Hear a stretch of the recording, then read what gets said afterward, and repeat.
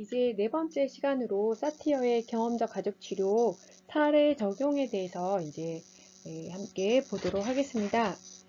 사례 적용은 지금까지 배웠던 경험적 가족 치료의 개념들을 어떤 치료 목표를 가지고 치료 과정, 또 치료자의 역할, 치료 기법들을 적용하는지를 한 사례를 가지고 분석을 해보도록 하겠습니다. 우리가 사례 적용을 할 텐데요. 우리가 경험적 가족 치료에서 여러 가지 기법들을 배웠습니다. 가족 조각하는 거라든가 역할극, 재정의, 그리고 빙상 탐색, 원가족 3인군 이런 것들을 배웠는데 결국은 그런 기법들은 사례가 발생을 했을 때 이 사례가 사티어의 경험적 가족 치료에 적합한지를 먼저 판단해야겠죠. 그래서 이 경험적 가족 치료의 모델을 가지고 접근한다고 결정이 됐으면 이 사례에 대한 치료 목표를 결정을 하고, 이 치료 목표는 궁극적으로 뭐예요? 이 경험적 가족 치료에서 중요시 여기는 거는 어떤 이해보다는 경험이거든요. 특히나 상담 세션에서 일어나는 경험들을 통해서 그들이 변화를 경험하고, 이런 변화들을 계속해서 학습하도록 해서 일상생활에서 성장하도록 돕는 게 궁극적인 이 사티어의 경험적 가족 치료의 목표란 말이에요. 이랬을 때 이제 그런 목표를 가지고 쭉 치료 과정을 거쳐서 또 우리가 배웠던 그 치료 기법 중에 어떤 것들을 채택을 해서 이제 사례를 적용해 나가는데, 오늘 이제 마지막으로 한 사례를, 제가 직접 상담한 사례는 아니고요. 이제 가족 치료 현장에 찾아온 부부 사례를 중심으로 이 기법을 어떻게 적용했는지를 살펴보도록 하겠습니다.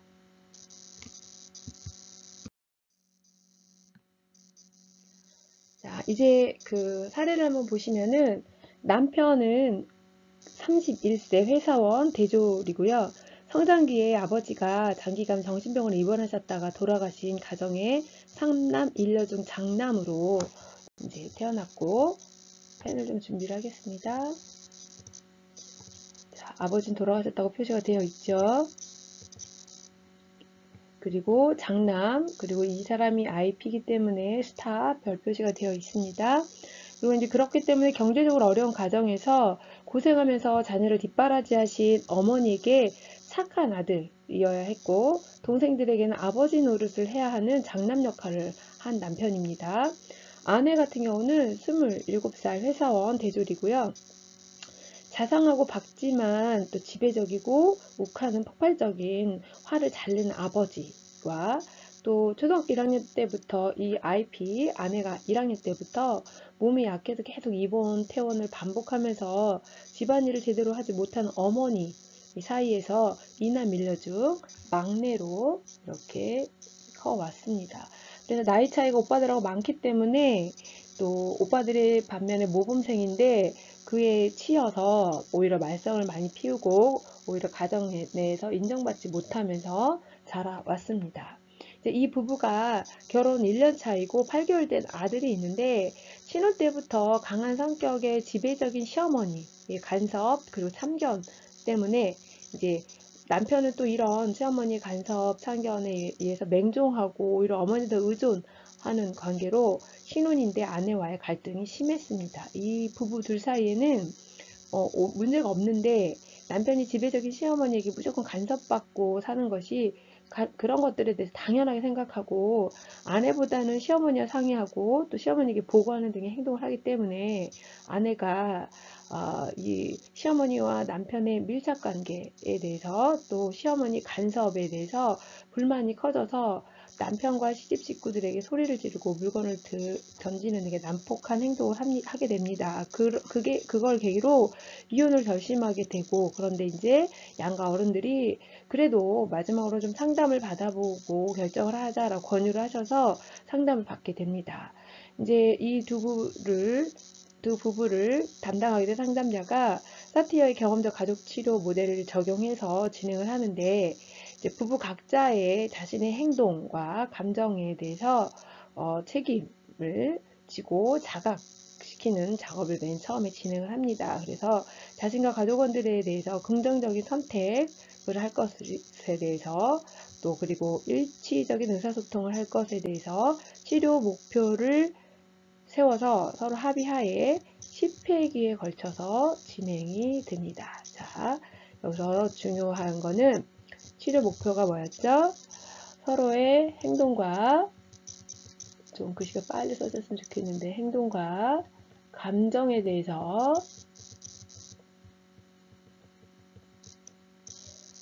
책임을 자각하는 것, 둘이 같이 어떻게 행동했고 그거에 대한 각자의 감정에 대해서 책임을 자각시키는 거가 1차적 목표죠. 인식시키는 것. 그리고 자신과 가족원들에 대해서 긍정적인 선택, 그리고 선택권이 내3자에게 있어야 된다는 걸 존중한다라는 게 이 가족주의, 경험적 가족주의 모델의 목표 중에 하나였어요. 긍정적인 선택을 할 것과 이 긍정적인 선택을 통해서 일치형의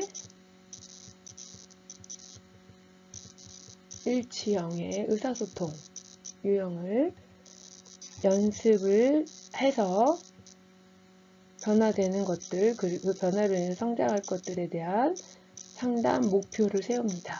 이 목표가 적어도 10회기 동안 진행을 하겠다라고 이제 서로 합의하에 이제 이게 첫 치료 목표를 세우게 됩니다. 그래서 첫 번째 이제 1, 2회기 때는 결혼 동기, 그리고 이제 결혼 기대, 그리고 현재 문제, 부부의 의사소통 유형 이런 것들을 파악하는 과정들을 이제 상담을 진행을 하는데, 이때 이제 이런 것들을 파악한 결과 남편은 아버지가 계시지 않은 가정의 기둥으로 장남 역할을 중시하는 회유형의 대처 방법을 사용하고 있었고요. 남편은 여기 좀 기록을 합시다. 우리가 혼란스럽지 않도록. 회유형 남편은, 그리고 아내는 그 부부의 친밀감을 중시하고 시댁과 거리를 두어야 된다고 생각을 하면서 시부모하고, 그러니까 시어머니와 남편을 비난하는 대처 방법을 사용합니다. 비난형이 되겠죠.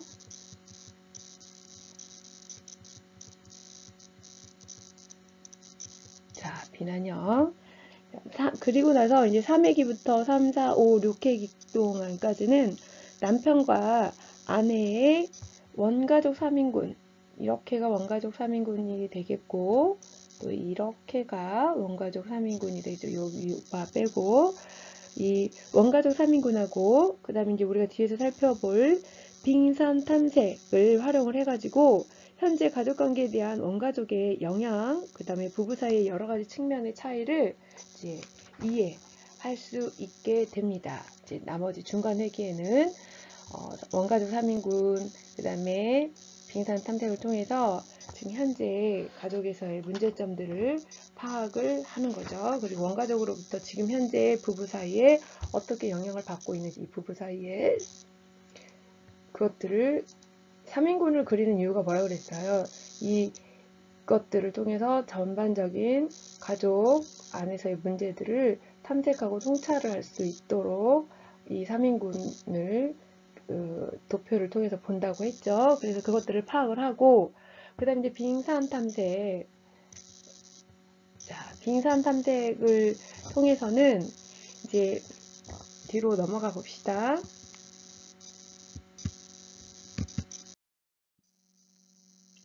이 빙산 탐색을 통해서는 첫 번째 이제 행동은 뭐예요? 아내는 소리 질렀죠.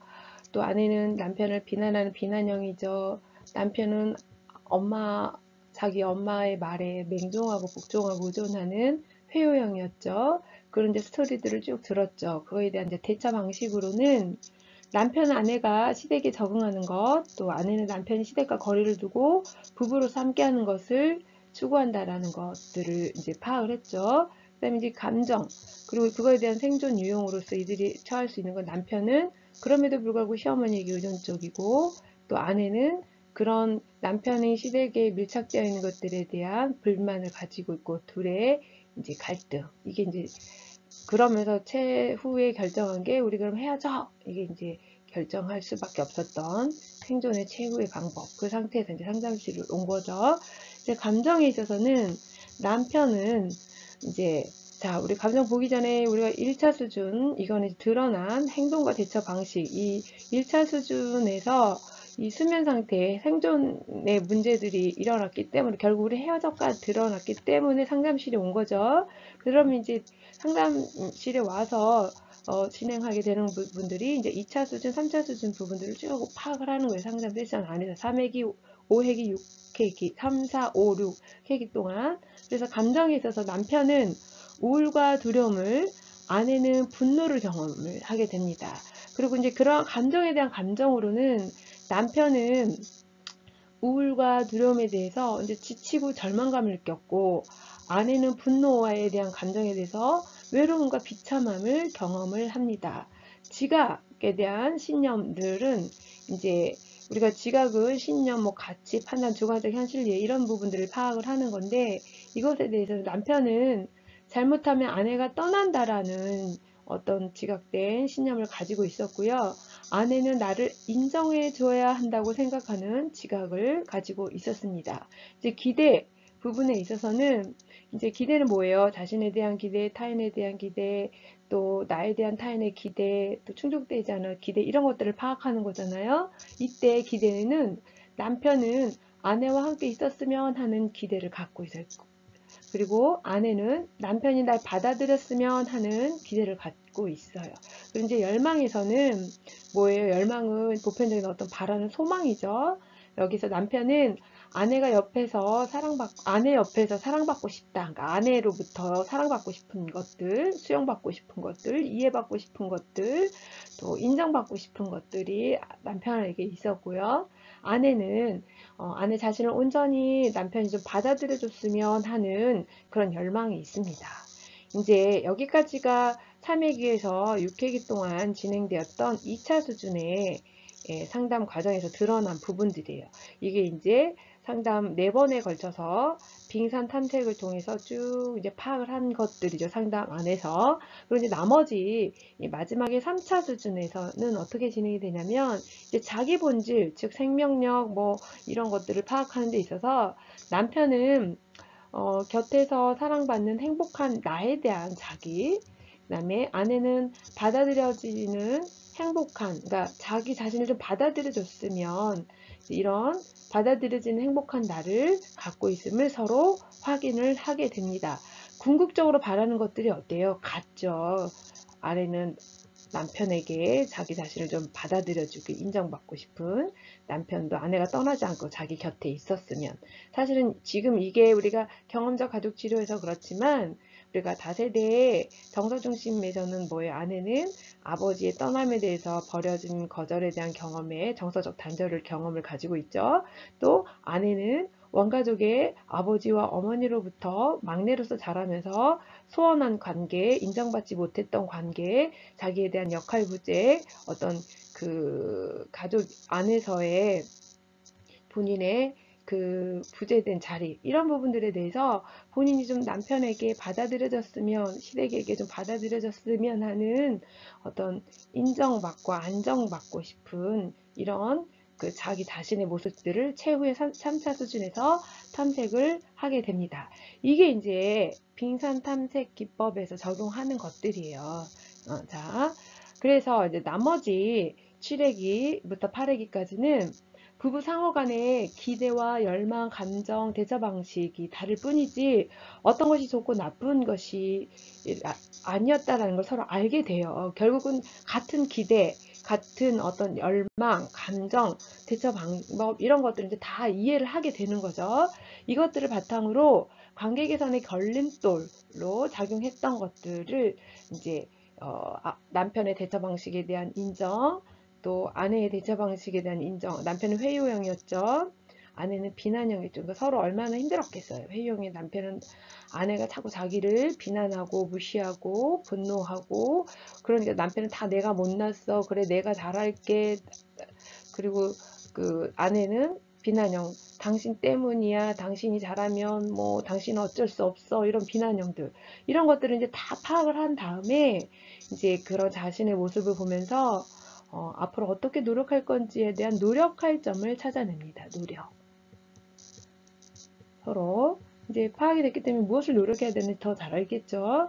이제 노력할 점을 찾는 작업을 상담 세션에서 하는 거예요. 그래서 남편은 어떻게 하겠다, 아내는 어떻게 하겠다, 서로에게 하고 싶은 말, 뭐 이런 것들. 그래서 그 결과 남편은 아내의 행동에 상처를 받아서 대응적 행동을 하며 참기만 했던 회유형이었던 것들을 이제 그만하고 아내를 이해하고 인정해주며 아내에게 도와달라는 말을 조금씩 하게 되는 변화를 갖습니다. 회유형 무조건 내가 잘못돼서 내가 더 잘할게가 아니라 이제는 본인 스스로가 자기 주장을 할 수 있게 된 거죠. 자기 주장, 자기 의사 표현. 아내에게 자기 생각을 이야기하고 자기가 원하고 바라는 것들을 요구할 수 있는 용기를 갖게 된 거예요. 자, 그 다음에 아내는 비난형이었죠. 이런 비난형의 아내는 남편의 생각과 기대가 잘못되었다고 생각했던 것들을, 그런 자신의 감정을 이제 쌓아뒀다가 이제 폭발적으로 욱하면서 폭발했던 것들을 이제 그만하고, 그걸 이제 자각했으니까 중단하고 남편의 생각과 기대를 이제 이해하게 돼요. 이해하게 되면서 자신의 감정과 기대를 표현하기 시작해요.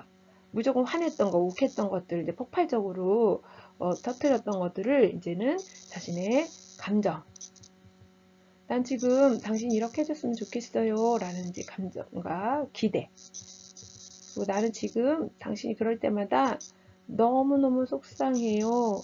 그리고 너무너무 비참해요. 나의 결혼 생활에 대해서. 그리고 나는 외로워요. 이런 감정들을 솔직하게 표현하는 것들. 그래서 난 당신이 조금 더 나에게 집중해줬으면 좋겠어요. 나와 의논해줬으면 좋겠어요. 이런 감정과 기대를 이제 표현하기 시작을 합니다. 그래서 남편은 회유형이었던 것들을 자기 주장을 하기 시작하고, 남편은 비난형이었던 것들을 감정적으로 막 표출하고 분노를 드러내기보다는 자신의 그 감정을 있는 그대로 iMessage, 여기서도 iMessage가 나옵니다. 자, iMessage로 말하는 것들을 훈련을 시키고 상담 과정 안에서, 그러면서 자신이 남편에게 바라고 원하는 기대하는 바를 이야기를 하고, 이런 것들이 이제 변화의 시작이 되겠죠. 그래서 이제 이런 부부가 궁극적으로 뭐예요? 회유형, 비난형의 의사소통 대처 방식들이 일치형의 의사소통 유형으로 바뀌게 되겠죠. 이게 우리가 경험적 가족 치료에서 궁극적인 치료 목표 중에 하나가 일치형의 의사소통 모델이 있잖아요. 의사소통 대처 방법이잖아요. 이렇게 이제 훈련을 상담 과정 안에서 연습을 시킵니다. 자, 그래서 충분한 연습이 이제 진행이 되고 나서 마지막에 9회기, 10회기에서는 부부가 상대방의 입장을 더 많이 이해할 수 있게 되고, 자신의 기대와 감정, 열망 이런 것들을 일치적인 의사소통 표현 방법을 통해서 연습했던 것들을 통해서 더 이제 관계가 서로 좋아지고, 그러면서 이제 종결에 이르게 됩니다. 이제 이렇게 이들이 상담을 통해서 자신과 다른 사람 또 상황에 대해서 객관적으로 이해하게 이제 되었고요. 그러니까 아내는 어머니가 그럴 수밖에 없었던 원가족 3인군의 그 도표를 통해서 어머니를 이해할 수 있었고, 그런 어머니 밑에서 남편은 그런 기대감, 또 가장으로서 형으로서 역할을 해야 해서 이렇게 행동할 수밖에 없었던 것들에 대해서 이해할 수 있게 되었고, 또 남편은 왜 아내가 분노를 표출하고 큰 소리로 말하고 비난형이 될 수밖에 없었는지를 원가족 3인군을 통해서 아버지의 분노, 아버지의 자제되지 않은 감정 표현을 그대로 답습할 수밖에 없었던 막내로서 인정받지 못했던, 또 어머니가 또 생계전선에서 또는 자주 아파서 그 아내를 돌보지 못해서 홀로 외로이 자랄 수밖에 없었던, 그래서 무방비 상태로 방치되었던 아내의 이런 모든 환경들을 원가족 3인군 안에서 탐색을 통해서 통찰하고 이해하게 되게 됩니다. 그래서 결국 이들은 이제 회유형이었고 비난형이었던 의사소통 대처 방식들을 일치형 의사소통 대처 방식으로 훈련의 과정들을 상담 세션에서, 그리고 밖에서 과제들을 통해서 이제 좋아지게 되면서 상담은 종결하게 됩니다. 어떻습니까? 우리가 한 사례를 가지고 경험적 가족 치료가 어떻게 적용되는지 이해를 하셨으리라고 봅니다. 이 사례 같은 경우는 그냥 원가족 3인군 도표랑 빙산 탐색을 가지고 상담을 진행을 했지만, 빙산 탐색을 통해서 우리가 3회기에서 6회기, 뭐 7회기, 8회기 동안 진행되는 동안 여기 보시면 감정에 대한 감정, 지각, 기대, 열망 이런 부분들을 우리 앞에 우리가 2회강, 3강에서 얘기한 것처럼 우리 함소원 부부 이번 주에 진행된 아내의 맛에서 그들이 이제 역할극 또 비내자 기법들을 통해서 그때 그 12살의 삼손의 과거로 돌아가서 그때 느꼈던 감정 이야기하기, 그때 감정을 느꼈을 때 지금의 감정은 어떤지, 또 그것들을 보고 지금 지각되어지는 것들은 어떤 지각인지, 그리고 앞으로 어떤 자기 자신이 어떻게 됐으면 좋겠는지, 이런 기대들, 또 그것에 대해서 자기는 어떤 열망을 가지고 있는지, 그런 기법도 아까 가족 조각이라든가 심리극이라든가 뭐 사이코 드라마 또는 예술 치료, 뭐 비느자 기법, 여러 가지 기법, 뭐 산만남 집단, 이런 것들 통해서 이 빙산 탐색 안에서 이 3회기, 5회기, 6회기, 중간 회기 동안 진행되는 것들이 그런 기법들을 끌어다가 쓰는 거예요. 필요하면. 감정을 경험적 가족 치료가 중요한 게 뭐라 그랬어요? 치료 과정 안에서, 세팅 안에서 경험되어지는 것이 되게 중요하다. 이게 치료적 변화의 시작이다라고 얘기했잖아요. 단순히 상담자와 대화를 통해서 아 그렇군요, 내가 그래서 그럴 수밖에 없었군요, 이해로 끝나지 않고 상담 세션 안에서 바로 경험되어지는 것, 이 경험되어지게 하려면 여러 가지 기법들을 그 상담 세션 안에 진행해야 되는 것. 그래서 여기서 쭉 그 빙산 탐색의 2차 수준의 이런 것들을 이 기법을 통해서 다 경험되어지도록 하는 것. 그래서 이 경험이 실제 이제 표면화되고 표출이 되었기 때문에 해결되고 해소되고 이해되고 자각되고, 그러면서 이제 변화의 시작. 이 변화는 궁극적으로 성장할 수밖에 없고, 이 성장은 또 다른 삶 안에서 생존과 관련해서 문제를 만났을 때 문제 해결 능력이 또 향상되고, 또 이 문제 해결 능력이 향상되었을 때 또 다른 성장을 이루고, 그렇게 하면서 우리는 이제 인간의 끊임없는 이제 성장의 단계를 거쳐간다라고 이제 결론을 내시면 되겠습니다. 이제 제가 하고 싶은 얘기는 뭐예요? 여러분들이 이론으로만 경험적 가족 치료가 뭐 조각기법이 있다, 뭐 자존감을 높여준다, 자기 가치감을 향상시킨다, 가족 규칙을 이해한다, 뭐 이렇게 그냥 이론만 아는 게 아니라 실제 사례가 왔을 때 그 사례에게 어떻게 가족 규칙을 파악하고, 또 이 가족의 자존감을 어떻게 높이고, 자기 가치감을 왜 낮아졌고, 이런 것들을 다 파악하고 이 기법들을 어떻게 적용하는지를 이제 아셔야 되고, 또 가장 중요한 거는 이제 치료자의 숙련된 그 스킬이 중요하다라는 것들을 이해를 하시면 되겠습니다. 뭐 한 번 강의 들어서 다 알 수는 없어요. 여러분들이 이제 쭉 지난주에 보후에는 다세대 정서중심 가족치료, 또 그 앞에 해결중심 가족치료, 또 이번에 사티어의 경험적 가족치료를 배웠다면 이제 이것들이 가정폭력 사례에 가장 적합하게 유용한 기법, 그러니까 모델들이기 때문에 이 교육 과정 안에서 배우고 있는데, 필요하다면 이제 여러분들이 내가 주로 쓸 이론 또는 모델을 결정을 하셔서 트레이닝을 끊임없이 받으시고 사례 적용의 훈련을 거치셔야 됩니다. 그래서 사례 적용을 한번 해봤고요. 이제 마지막에 이 경험적 가족 치료에 대한 평가를 다시 한번 정리를 해보도록 하겠습니다. 이제 경험적 가족 치료는 가족 구성원의 변화에 의해서 가족이 변화되도록 고안되었다고 말씀드렸어요. 그리고 가족 치료자는 가족은 개인의 감수성을 증진시키고 경험을 확대시키는 것을 치료의 본질로 간주하고 있습니다. 그래서 이제 사티어가 개발한 치료 모델은 인간이 가진 성장의 힘, 그리고 발전할 수 있다는 잠재력, 이런 것들을 발휘시켜줘서 자존감을 향상시키고 일치적 의사소통을 돕는 것이 궁극적인 상담의 목표입니다. 자, 여러분 꼭 기억해 둘 것, 경험적 가족치료는 자존감을 향상시킨다, 일치적 의사소통을 돕는다라는 게 상담의 목표라는 것 잊지 마시고요. 또 사티어의 모델의 특징은 개인의 내적인 변화를 강조를 하죠. 그리고 성장에 초점을 두죠. 그렇게 해서 과거 원가족에게 받았던 영향, 또 어떤 그런 개인의 행동, 감정, 지각, 기대, 열망 등을 아우르면서 동시에 가족 체계까지 접근을 한다라는 것들이 특징이 있습니다. 이제 우리나라처럼 권위주의 전통이 있는 가족에서 솔직하고 명확하게 의사소통을 하고 합리적이며 융통성 있는 가족 규칙을 갖도록 하게 하는 것은 가족원 간의 소통 증진과 문제 해결에 매우 중요하다고 볼 수 있습니다. 그래서 우리나라 가족의 특징에도 이 경험적 그 가족 치료가 유용하다라고 볼 수가 있겠죠.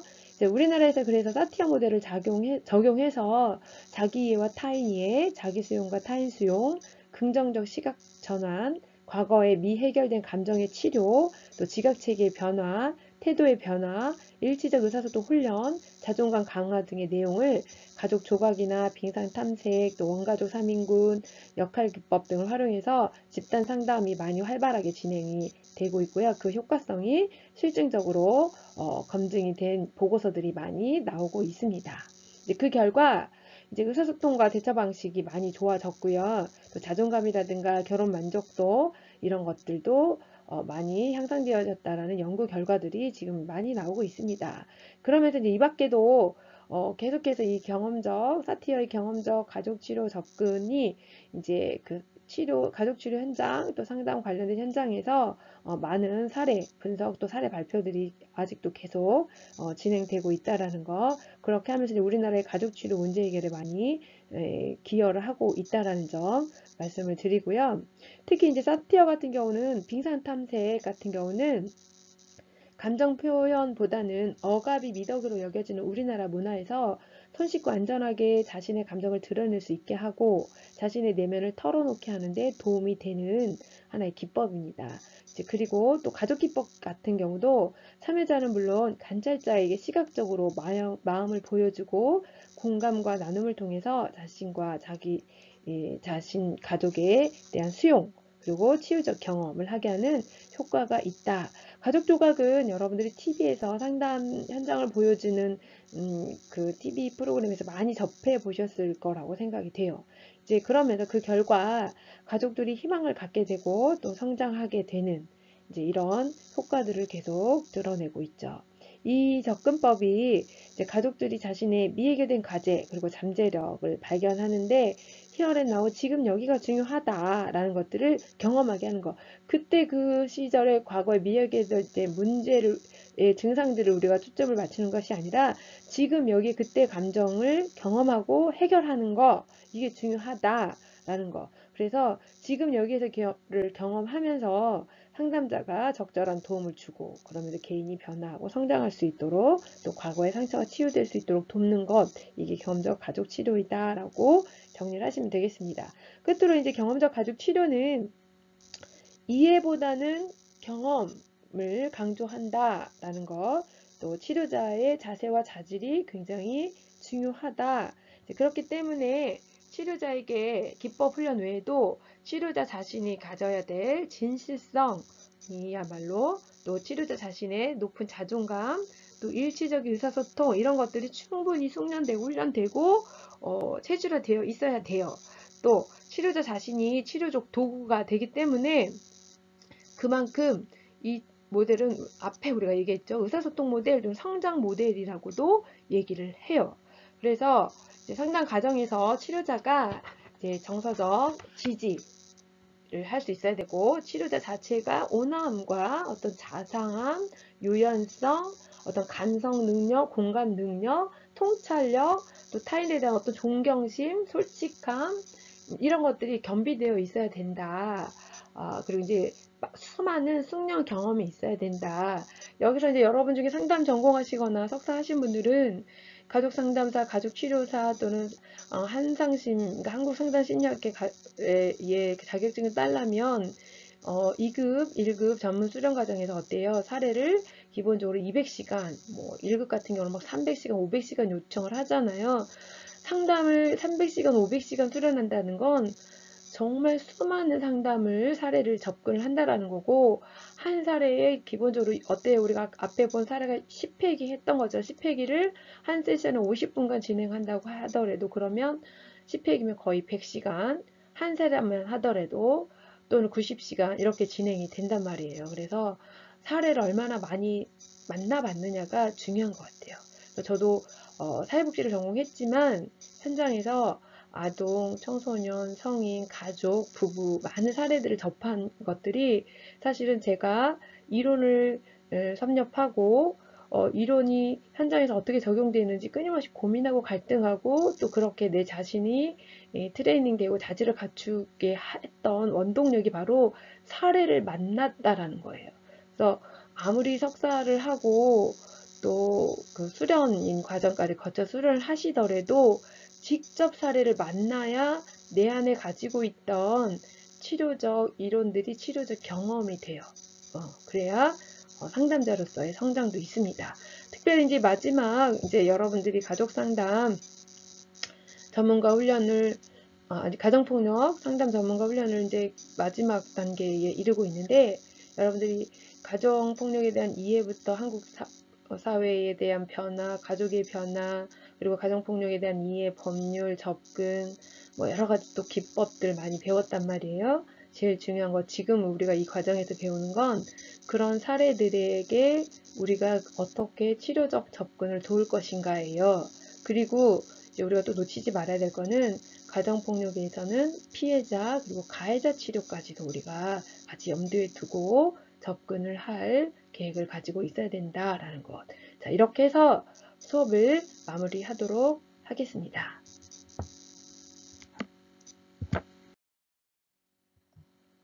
선거문헌 보시고요.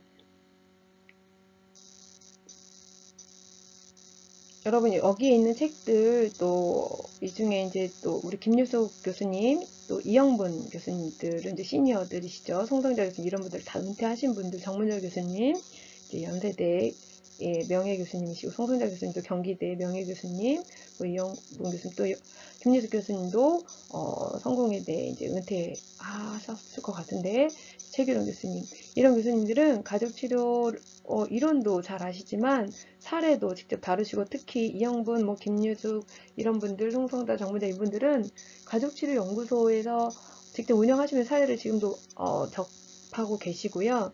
또 수많은 사례 발표나 보고들을 하시면서 사례를 통한 그 이론들을 계속해서 발전시켜 우리나라 세팅에 발전시키고 계시는 분들입니다.